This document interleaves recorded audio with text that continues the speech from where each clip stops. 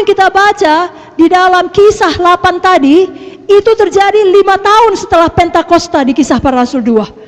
Kalau saudara buka Kisah Para Rasul 10, cerita mengenai Cornelius dan keluarganya yang penuh Roh Kudus, itu terjadi 10 tahun setelah Pentakosta di Kisah Para Rasul 2. Dan yang terakhir tadi dalam Kisah 19 itu terjadi 25 tahun setelah Pentakosta di Kisah Para Rasul 2. Dengan kata lain, itu terjadi terus menerus sampai sekarang ini pencurahan Roh Kudus masih berlangsung. Saya tanya saudara, bersemangat penuh Roh Kudus? Bersemangat memastikan jiwa-jiwa dalam pelayanan kelompok sel sektor saudara penuh Roh Kudus? Supaya semua menyadari ada pribadi yang hidup di dalamnya, yang mengajari, yang menolong, yang menghibur, roh kebenaran. Amin saudara.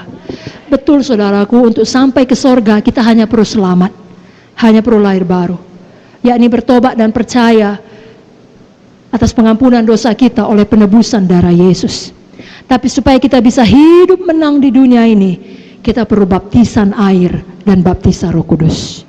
Dalam baptisan air, saudara mendeklarasikan putus hubungan dengan manusia lama. Dalam baptisan Roh Kudus, saudara memiliki kuasa untuk bangkit menjadi manusia yang baru. Ayat yang paling disukai Bapak Founder, Kisah 1 ayat 8, saudaraku, kuasa yang diberikan oleh Roh Kudus. Mari kita baca sama-sama Kisah 1 ayat 8. Saudara bersemangat membacanya? 1, 2, 3, ya. Tetapi kamu akan menerima kuasa kalau Roh Kudus turun ke atas kamu, dan kamu akan menjadi saksiku di Yerusalem, di seluruh Judea dan Samaria, dan sampai ke ujung bumi. Amin. Saudara bukan hanya menjadi saksi dari mulut saudara, tapi dari hidup saudara. Seperti saya katakan tadi, saudara pemberi bukti. Ada Roh Kudus dalam saudara, banyak mujizat yang terjadi dalam hidup saudara. Dan jadi dalam tahun ini, ya, kita memperingati hari Pentakosta, khususnya minggu ini. Mari semuanya kita, PKS PC, dan semua jemaat Tuhan Sidang GKI, betul-betul penuh Roh Kudus. Ya, saudara punya waktu malam ini berdoa, besok berdoa, doakan nama per nama dari anggota kelompok sel saudara. Khususnya saudara tahu memang belum bicara dalam bahasa roh. Biar hari Minggu ini semuanya berdoa dengan bahasa roh.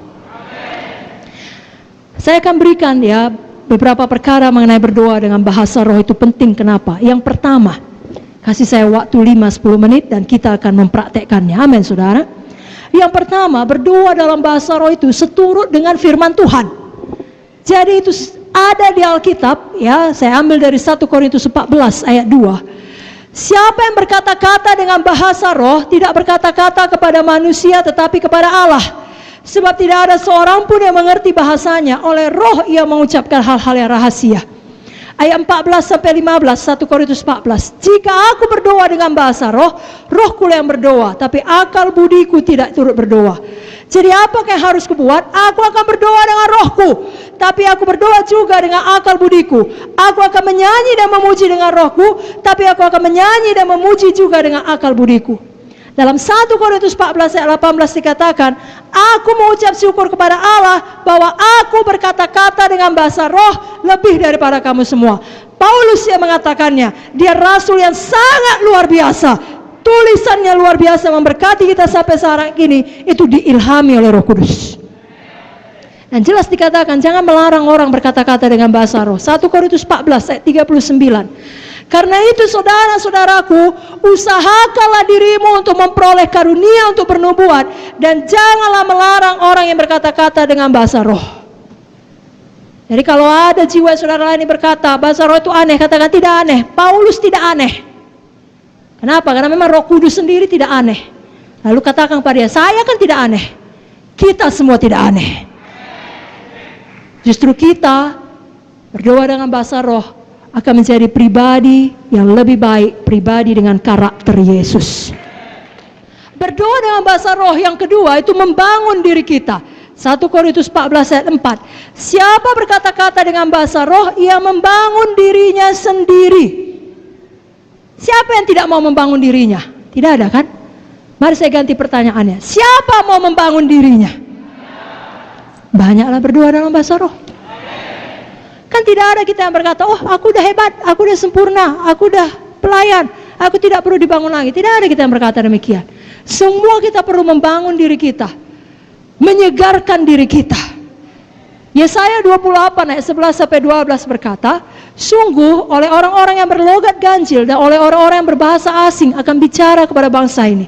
Dia yang telah berfirman kepada mereka, inilah tempat perhentian. Berilah perhentian kepada orang yang lelah, inilah tempat peristirahatan, tapi mereka tidak mau mendengarkan. Kerap kali kita capek, badani, jiwani, kita butuh tempat istirahat, tempat perhentian untuk membangun diri kita kembali, menyegarkan kita. Cara yang terbaik berdoa dengan bahasa roh. Apalagi khususnya di dunia sekarang ini penuh dengan segala macam berita yang tidak baik. Maka dapat menjadi berita yang menakutkan, mengerikan, dan mengancam. Dunia penuh dengan persoalan, kesedihan. Tempat peristirahatan sejati adalah dalam persekutuan kita dengan Tuhan, bicara rahasia dengan doa bahasa roh.